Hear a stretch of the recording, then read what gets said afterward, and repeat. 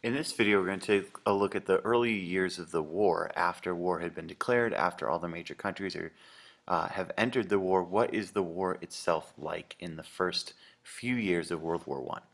So our essential questions for this video that you're going to write down your answers to, and we're going to share these in class. Number one, what kind of war did everyone expect when it started? What happened to the Schlieffen Plan? We talked about the Schlieffen Plan in class.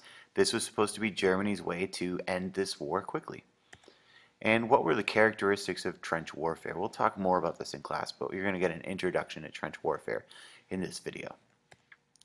So Germany, as we talked about earlier, after declaring war, actually invades France first, even though Russia was the first to move its troops, because of the Schlieffen Plan, that idea that if they beat France quickly by going through Belgium to do so, then they could take Russia on one-on-one, defeat them, and end this war quickly. In fact, all of these countries were confident that as they marched off to war in July and August of 1914, that this war would actually be over by Christmas time. This would be about a 6-month war.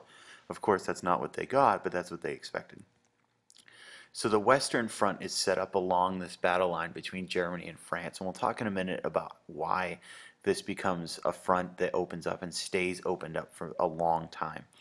But at first, Germany was close to quickly defeating France. They marched right through neutral Belgium and were closing in on Paris very early on in this war. But Russia is mobilizing faster than expected on the eastern side of Germany. So if they're going to pull off the Schlieffen Plan, they're going to have to defeat France quickly. So here is a map of Europe in 1914 when the war breaks out.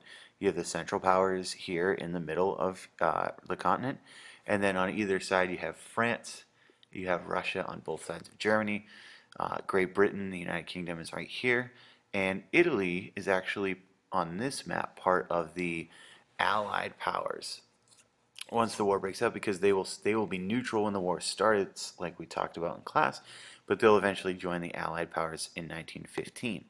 But for now, let's get some pen going here.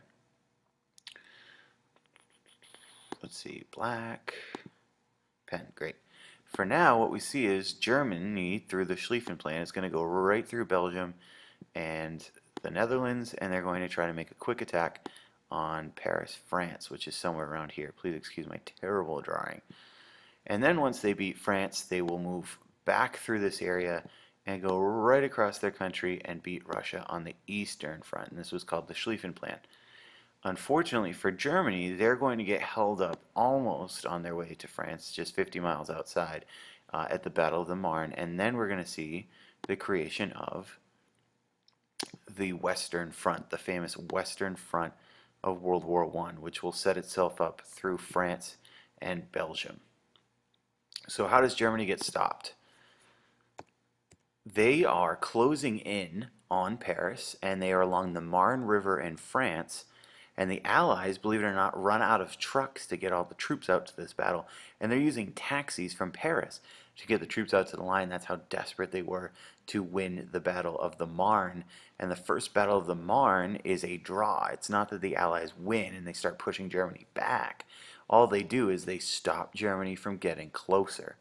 But what's really important about the first Battle of the Marne is it buys Russia enough time that Russia shows up on the other side of Germany, because remember, they were mobilizing faster than we expected, and Germany is in their worst nightmare. They now have to fight Russia on the eastern front and France on the western front. So Germany is stuck in a war on two fronts, and it leads to a stalemate where no side is going anywhere. So after the first Battle of the Marne, the war on the Western Front is going nowhere. Germany's stuck because half of their troops have to be fighting on the Eastern Front against Russia.